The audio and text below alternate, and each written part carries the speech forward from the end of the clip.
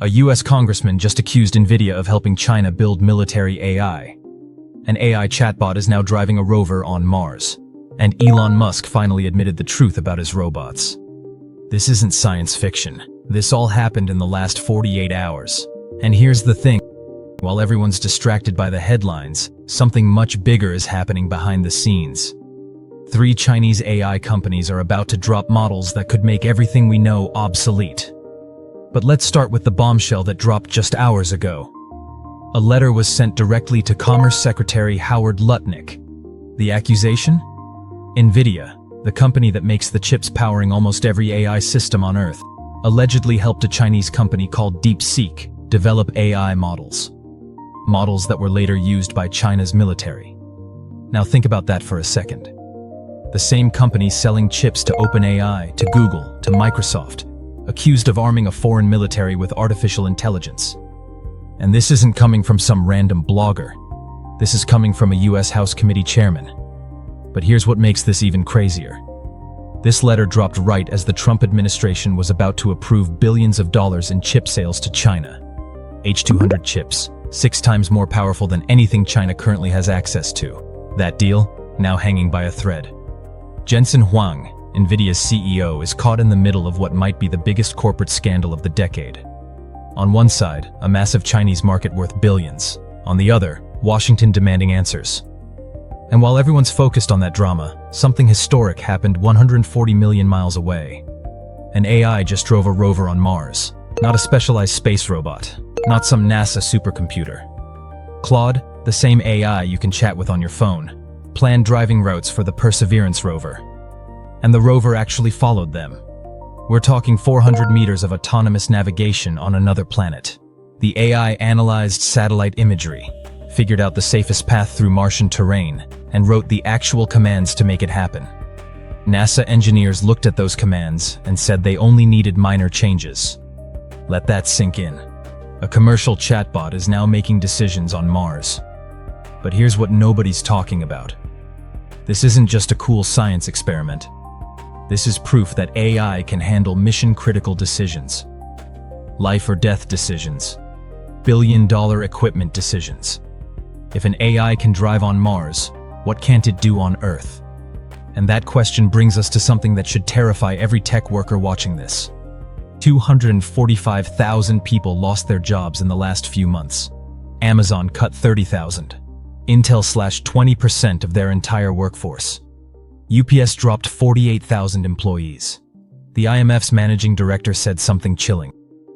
Most countries and most businesses are not prepared for what's coming. But here's the part that will make your blood boil. Harvard Business Review investigated these layoffs and found something disturbing. Companies aren't cutting jobs because AI is actually doing the work. They're cutting jobs because of what AI might do in the future. And it gets worse. Forrester Research predicts that half of these AI-attributed layoffs will be quietly rehired, but offshore, at significantly lower salaries. So while CEOs give speeches about AI transformation, behind closed doors they're just using it as an excuse to cut costs. Now this is where things get really interesting. Remember DeepSeek, the Chinese AI company that crashed global markets when they released R1 last year? They're about to do it again. DeepSeek V4 is coming. Expected around February 17th, and the leaked specs are insane. This model reportedly beats Claude, beats GPT-4o, and has something called 1 million token context windows. That means it can process entire books, entire code bases in a single conversation. But here's the real kicker. You won't need a data center to run it. 2 gaming graphics cards. That's it. 2 RTX 4090s or a single RTX 5090 could run a model that rivals the best AI on the planet. And DeepSeek isn't alone. ByteDance is dropping Doubao 2.0 the same week. Alibaba is launching Qwen 3.5. 3 Chinese giants, 3 flagship models, all hitting at the same time. This is coordinated. And if any of these models match what the leaks suggest, Silicon Valley is about to have another very bad day. Speaking of bad days, let's talk about Elon Musk. For years, he promised Optimus robots would be working in Tesla factories. Last January, he said several thousand would be doing useful work by the end of the year. Well, the end of the year came and went. And during Tesla's latest earnings call, Musk finally admitted the truth. Zero Optimus robots are doing useful work at Tesla. His exact words: "We are still very much at the early stages. It's still in the R&D phase." But in the same breath, he announced, Tesla is killing the Model S and Model X to convert their factory into producing 1 million Optimus robots per year. So no robots are working yet, but they're going to make 1 million of them.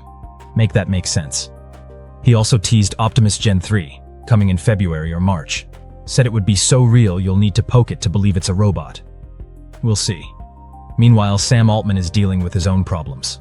During a developer town hall, he admitted something remarkable. OpenAI screwed up GPT 5.2. His words: "We did decide to put most of our effort into intelligence, reasoning, coding, and we have limited bandwidth. Sometimes we focus on one thing and neglect another." Translation? They made it smarter but worse at writing, and users noticed. But then Altman said something even stranger on a podcast. He suggested that AGI may have already whooshed by. Think about that. The CEO of OpenAI is suggesting we might have already achieved human-level AI and just didn't notice.